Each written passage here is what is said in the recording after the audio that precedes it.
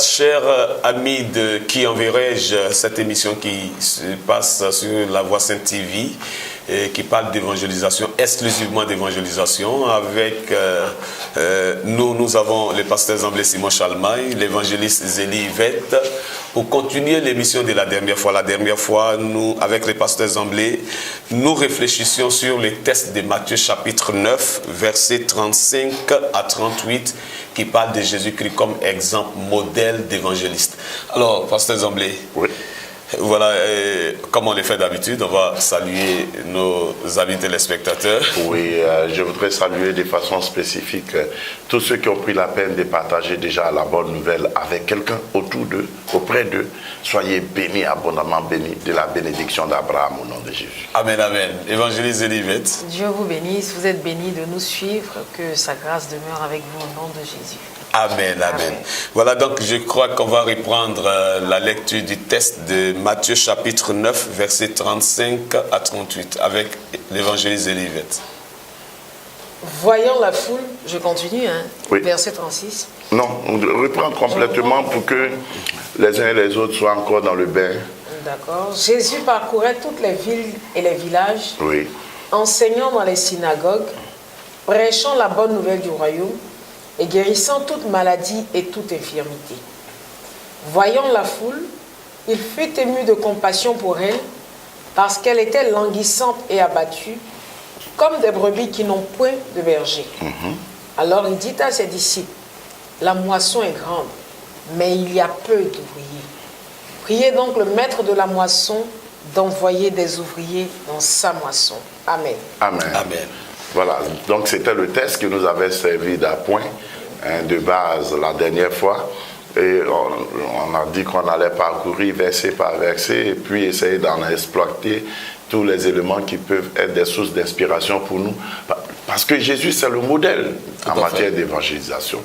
Et pour remémorer aux uns aux autres ce qu'on a dit, on avait déjà touché le point selon lequel Jésus partait en tout lieu pour évangéliser.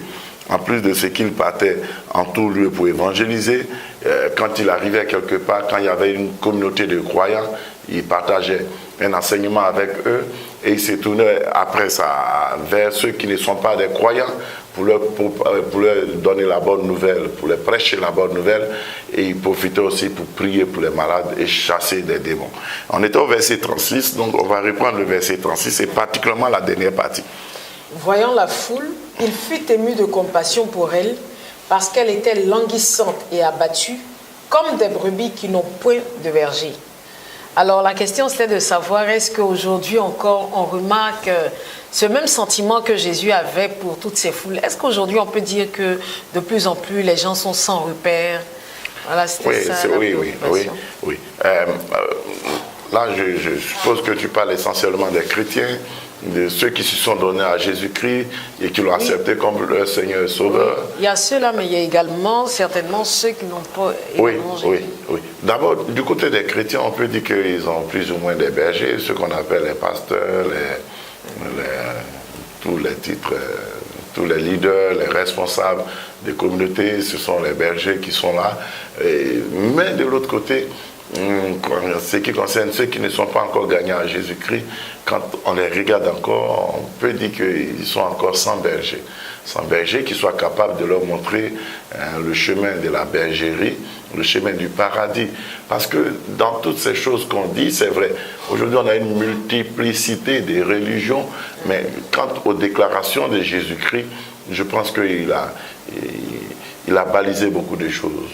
En Jean chapitre 14, verset 6, Jésus disait que je suis le chemin, la vérité et la vie. Personne ne peut venir à Dieu sans passer par moi. De ce fait-là, il n'y a pas d'autre médiateur. Il n'y a pas de nom qui soit donné à l'humanité par lequel les êtres humains puissent être sauvés. Et donc, si tu es être humain que tu n'as pas encore accepté Jésus dans ta vie, tu es sans berger, tu es sans repère, tu es sans référence. Tu es sans objectif par rapport à la notion d'éternité. Et tu risques d'être surpris un jour de te retrouver dans un endroit auquel tu ne t'attendais pas et que nous, on appelle l'enfer. Et malheureusement, tu risques de regretter éternellement, souffrir des souffrances éternelles et être éternellement éloigné de Dieu. Il y a beaucoup aujourd'hui qui sont sans repère. Quand nous regardons tout autour de nous, dans le monde entier, mais les gens n'ont plus de repères. C'est pourquoi vous allez voir dans les attitudes, même les enfants sont étonnés de ce que les adultes sont capables de prendre comme décision ou bien d'avoir comme comportement. Parce qu'il n'y a plus de repères. La pierre angulaire, pour nous, c'est Jésus-Christ. C'est ce bon berger-là qui est là et vers qui tous les autres chrétiens doivent attirer les autres êtres humains. Et ça, c'est fondamental, c'est important. On n'a pas de bergers aujourd'hui. Les foules n'ont plus de bergers. Les peuples n'ont plus de bergers. Chacun se débrouille comme il peut. Chacun essaye d'aller à telle divinité ou bien à telle autre divinité parce qu'il n'a pas de berger. Le berger, c'est qui? C'est celui qui guide le troupeau. C'est celui qui montre où se trouve la bonne nourriture, la vraie, la nourriture qui rassasie. C'est celui qui donne des indications. C'est celui qui prend soin aussi, qui est prêt à être aux petits soins de ses brebis. Et ça, il n'y en a pas aujourd'hui. Moi, la question qui tout de suite me vient à l'esprit, c'est de me demander, est-ce qu'un problème des bergers? Parce qu'aujourd'hui, je me dis qu'il y a beaucoup d'hommes de Dieu, beaucoup de serviteurs de Dieu. Est-ce que c'est parce qu'il y a un manque de bergers que toutes ces foules-là sont languissantes, sont laissées pour compte?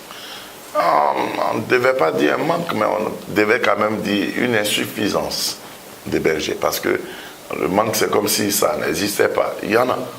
Il y a des bergers, il y a des grands leaders chrétiens qui sont des références, des repères. Mais le berger dont je veux parler ici, c'est le grand berger de tous les bergers qui est Jésus-Christ. Ça, il faut démarquer les choses. Maintenant, il y a nous, les petits bergers, les pasteurs, les leaders de communautés chrétiennes et autres là. Ça aussi, il y en a, mais il n'y en a pas assez en réalité. La population humaine aujourd'hui, elle s'en va vers 15 milliards d'habitants. Mais il y a combien de pasteurs ou de prophètes ou bien d'apôtres pour ces 15 milliards d'habitants? Il n'y en a presque pas. Vous avez les grandes villes comme Abidjan. En fait, les églises font beaucoup de bruit, mais il n'y en a pas assez. Allez à Yopougon, comptez le nombre de maquis que vous trouverez dans la commune de Yopougon. Vous allez trouver qu'il y a beaucoup plus de maquis que d'églises. Yopougon, c'est en Côte d'Ivoire, il faut le préciser. Oui, et quelquefois, vous prenez les grandes communautés, vous allez prendre une grande communauté, vous allez trouver qu'il y a peut-être 800 temples, mais pour les 800 temples, il y a combien de pasteurs dans chaque temple? Vous allez trouver peut-être que pour un temple, vous avez peut-être, pour peut-être 40 temples, vous avez un pasteur. Quand vous avez dans un temple 400 personnes déjà, en réalité, selon les statistiques, c'est que pour 100 personnes, il faut absolument un berger. Il faut un pasteur. Alors qu'on a quelquefois pour 400 temples, je dis 400, pour 40 temples, on a un seul pasteur. Qu'est-ce qu'il peut faire, le pauvre? Et si à son niveau, il y a des défaillances, mais là, c'est la catastrophe. Donc, Pasteur, on remarque qu'il y a beaucoup de personnes qui étaient à la bergerie, qui étaient dans la bergerie, et puis que, bon, pour une raison ou pour une autre, se retrouvent être rétrogrades. Oui. Quelle est l'analyse qu'on peut mener par rapport à cet aspect des choses? Parce qu'on se dit que quelqu'un est sous la houlette du bon berger, puis bon, qu'il décide de plus... Oui, la question est pertinente. D'abord, la première chose qu'il faut signaler, tous ceux qui ont laissé la main de Jésus-Christ, revenez à la bergerie. Parce que, quelle que soit la raison que vous allez avancer, votre éternité ne va pas se justifier. Vous savez, à chaque décision à laquelle vous êtes mené, il y a votre responsabilité. Et il y a surtout votre éternité. Vous allez passer soit l'éternité auprès de Dieu ou bien hors de Dieu. Alors donc, si vous étiez chrétien et que pour une raison ou une autre, vous êtes découragé, vous avez décidé de ne plus être chrétien, vous avez tort. Il n'y a pas de vie ailleurs, si ce n'est qu'en Jésus et en Jésus-Christ seul. Ça, c'est la première chose. Maintenant, on remarque effectivement qu'il y en a qui sont chrétiens et pour une raison ou une autre, ils décident de ne plus être chrétiens. C'est souvent dû à beaucoup de choses. D'abord, il y a ceux qui se disent être chrétiens et il y a ceux qui sont véritablement chrétiens. Et à ceux qui se disent être chrétiens, c'est toute la panoplie des personnes qu'on retrouve dans les églises en train de danser, chanter et prier les dimanches ou les autres jours d'adoration. Mais tous ceux-là ne sont pas forcément des chrétiens. Quand vous partez à l'église, il y en a qui sont là parce qu'ils ont été trop trompés par les garçons dehors. Il faut trouver un homme fidèle. Et il y en a aussi qui sont là parce que son DRH ou bien son PDG est dans telle église, donc lui il va dans l'église. Il n'est pas là pour vos histoires de Jésus, il est là pour que son travail ne soit jamais menacé. Il y en a qui sont là parce qu'ils ont simplement peur des sorciers. Et il paraît que quand tu es à l'église, les sorciers ne te bouffent pas vite. Donc ils ont encore beaucoup de jours devant eux. Mais il y en a qui sont là parce qu'ils ont réfléchi. Et un jour, ils ont pris la décision de se donner à Jésus-Christ comme leur Seigneur et Sauveur personnel. Et il y en a qui se donnent à Jésus-Christ, mais qui malheureusement ça arrête à l'étape simplement de se donner. Et ceux-là, parce qu'ils n'ont pas de racines, ils n'ont pas les enseignements idoines, du jour au lendemain, ils sont prompts à retourner en arrière, à retourner à ce qu'ils ont vomi. Et ça, c'est dommage. Il y en a aussi, ils sont à l'église, mais à cause des persécutions, à cause des attaques, des humiliations, des frustrations, pour une raison ou une autre, ils décident aussi de rétrograder. Ça, c'est pas bon. Il y en a aussi, malheureusement, quand ils viennent à l'église, ils se donnent à Jésus, ils sont au début chrétiens, et puis l'argent ou bien la richesse détourne leur cœur, et puis ils décident de retourner en arrière. Ça aussi, c'est dommage. Et c'est tout cela qu'on peut quelquefois retrouver dans le groupe de ceux qui étaient dans la bergerie et qui décident de retourner. Quelquefois, ce sont aussi nous, les pasteurs, qui décourageons les gens. Parce que les pasteurs sont devenus aujourd'hui, malheureusement, des gourous presque. On s'érige en Dieu sur les gens. Et le jour où la personne en a marre, elle décide de se rétracter et de ne même plus aller à l'église. Mais je vous dis et je rappelle aux uns aux autres, quels que soient les arguments que vous avez, les arguments ne vont pas justifier votre présence auprès de Dieu ou bien au loin de Dieu. Il faut d'abord vous attacher à Dieu, à Jésus-Christ. C'est pourquoi d'ailleurs, quand on va parcourir la suite du texte qu'on va avoir, on va voir toute la nécessité de se faire former. Je crois qu'on va donc aborder le verset 37. 37 qui dit, alors il dit à ses disciples, oui. La moisson est grande, mais il y a peu d'ouvriers. Voilà. Jésus a fait un constat. Il y a la foule, il n'y a pas de bergers. Mais lui, il ne voit pas la foule en termes de gens égarés, qui sont maudits, qui sont mauvais, qui sont des païens. Il voit la foule en une moisson. Ça, c'est le cœur de Dieu qui parle. Il voit la foule. On dit Jésus est ému de compassion. Et quand il regarde, parce que, vous savez, vous pouvez avoir votre voisin qui est un grand sorcier et qui est à la base de tous vos problèmes. Vous le voyez comment? Est-ce que vous le voyez comme un être humain que Dieu peut sauver aussi? C'est ça la grande différence entre Jésus et puis beaucoup de leaders religieux. Lui, il voit la foule, mais il voit tout de suite que ça, ce sont des gens que d'autres appellent des mauvais, des impurs, des répugnants. Mais lui, il les voit comme étant des gens qui sont déjà prêts à être du côté de Dieu au lieu d'être loin de Dieu. Alors donc ça devait être le cœur de tout un chrétien. Nous sommes des disciples de Jésus. Nous devons être des propagateurs de la bonne nouvelle de Jésus-Christ, mais surtout des personnes qui partageons l'amour de Dieu avec nos interlocuteurs, avec notre environnement, avec ceux que nous voyons et qui ont pris des mauvais chemins. Je vous assure, mes amis, beaucoup de personnes qui vont chercher des talismans, des fétiches et autres, ils cherchent quoi au fait? La protection. Mais qui peut mieux protéger que Dieu? Parce que regardez souvent quand il y a des catastrophes, en même temps qu'il a son fétiche en poche, mais il crie « Oh, Dieu au secours !» Donc nous devons leur dire, au lieu de chercher des intermédiaires pour parvenir à Dieu, allons à Dieu directement, allons à Jésus-Christ qui est Dieu. Il va mieux vous protéger. Beaucoup de personnes que vous voyez quelquefois dans les boîtes de nuit, dans les maquis et beaucoup de choses de la sorte, ils cherchent quoi au fond? La joie. Mais qui est plus source de joie que Jésus-Christ? Il n'y en a pas. La vraie joie, on la trouve en Jésus. Ce qu'ils vont expérimenter, c'est un enthousiasme pour peu de temps, de façon éphémère. Et c'est pourquoi nous aussi, enfants de Dieu, chrétiens et chrétiennes du monde entier, nous devons nous préoccuper de ces foules-là. Aller vers les foules. Voir dans ces foules-là que c'est la moisson qui est déjà prête pour Dieu. Vous savez, la Bible dit dans le livre de Romains que là où le péché a abondé, on dit bien le péché a quoi? Abondé. Mais la grâce surabonde. C'est là où il y a plus de pécheurs que Jésus est appelé à travailler là-bas. Mais s'il ne trouve pas des personnes pour prêcher, comment est-ce que les foules vont comprendre qu'on a aussi quelqu'un qui nous aime et qui a préparé quelque chose de bon pour nous? Et ce quelqu'un-là, il est Jésus-Christ. Et il y a longtemps qu'il a donné sa vie pour que nous aussi on n'ait pas au salut de Dieu. Les chrétiens se comportent souvent comme le peuple d'Israël à l'époque de la Bible. Ils se disaient, nous on est sauvés, les autres tant pis. Mais c'est ce qu'on fait aujourd'hui. On est sauvés, on passe notre temps maintenant dans nos temples, et puis terminé. Non, non, non. Il faut sortir des temples maintenant. Il faut aller partager ce que vous avez trouvé de bon en Jésus-Christ avec les autres. C'est alors que notre Père céleste sera réjoui. En son temps, Jésus a fait ce constat, la moisson est grande, mais il y a peu d'ouvriers. Est-ce qu'aujourd'hui, le constat il demeure le même? Ou est-ce qu'on a l'impression qu'aujourd'hui, la moisson est encore plus grande? Et puis, est-ce qu'un jour, la moisson, finalement, sera rentrée d'une certaine façon? Est-ce qu'on aura toujours le même constat de la moisson est grande et il n'y a pas de... Oui, aujourd'hui, la moisson est plus que jamais grande. Je ne sais pas combien de milliers d'habitants ou de millions d'habitants était estimée la population à l'époque de Jésus, mais aujourd'hui, la moisson elle est très grande.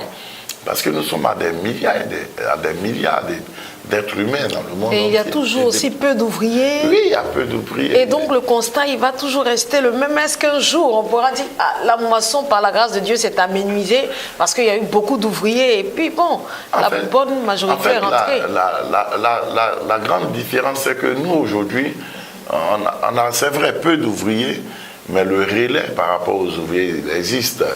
À l'époque de Jésus, par exemple, on n'avait pas de télévision, on n'avait pas de radio, on n'avait pas d'Internet. Il y a d'abord les ouvriers et puis il y a le relais des ouvriers. Il y a les moyens de communication qui sont des relais par rapport aux ouvriers. Aujourd'hui encore, les ouvriers sont peu nombreux. Ça, il faut le reconnaître. Parce que si jusqu'alors, on se retrouve encore à des ratios de 1 pasteur pour 100 fidèles, c'est que les ouvriers sont encore peu nombreux. Quand vous entrez dans les grandes entreprises qui sont assez professionnelles, vous allez voir que sur chaque entité, sur des unités de 8 personnes, on met un chef. Il dit que déjà, eux, ils pensent à faire comment faire le plus pour être rentable. Et à notre niveau, on a encore pour une personne, pour 100 personnes. Ça veut dire que les ouvriers sont peu nombreux. Mais les relais de communication, ils existent. Et sur la base de ces relais, c'est comme des amplifications, des multiplications d'ouvriers. Et ça, c'est l'avantage que nous avons. Mais malheureusement encore, même ces relais, combien les exploitent? Parce que nous, les chrétiens, il faut avouer qu'on est souvent dans un dogmatisme bizarre. Ce que je veux dire en terre à terre, c'est quoi? C'est que les chrétiens, ils ont des idées bizarres, tordues même quelquefois. On dit non, Internet, c'est diabolique. Mais écoutez, vous allez rester dans ça là combien de temps? Ce qui est diabolique, y a-t-il pas un côté bénéfique? Mais il y a bel et bien un côté bénéfique. Le monde du diable, lui, travaille. Mais nous, on fait quoi? J'ai vu sur Internet un article où on dit aux États-Unis, ils ont donné autorisation d'adultère, dans tel pays, c'est l'homosexualité, dans tel pays, on marie les animaux, dans tel pays. Et puis le frère qui m'a envoyé ça sur Internet, il met où va le monde? Je lui ai répondu pour dire la bonne question, c'est pas où va le monde, c'est que fait l'Église. Oui, tout à fait. Les gens vont toujours, le diable va toujours jouer son rôle. Oui. Mais c'est à nous maintenant de jouer le nôtre. Est-ce que vous pensez à l'éternité des autres quand vous êtes sauvés?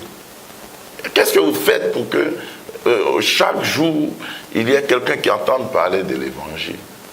Quand vous sortez de chez vous le matin et que vous rentrez le soir, avez-vous l'opportunité de faire un bilan pour dire, même si ce n'est pas directement, mais indirectement, j'ai permis à quelqu'un d'être exposé à la prédication de l'évangile? Mais ce n'est pas le souci des gens. Ce qui est encore plus dramatique, les communautés chrétiennes même, ce n'est pas leur souci. Aujourd'hui, comment on va faire pour avoir un bon compte en banque? Tout à fait. Aujourd'hui, comment on va faire pour qu'on puisse bien célébrer l'anniversaire de notre pasteur, avoir les gros poissons, les fidèles qui sont riches? Aujourd'hui, comment on va faire pour que notre temple soit climatisé? L'argent qui est investi dans la construction des temples, elle vaut beaucoup de campagnes d'évangélisation. On fait le contraire de ce que Jésus a dit. Quand les disciples ont présenté à Jésus le temple de Jérusalem qui était d'une extrême beauté, Jésus a dit ça, ce n'est que des choses passagères. D'ailleurs, d'ici peu de temps, vous ne trouverez plus pierre sur pierre.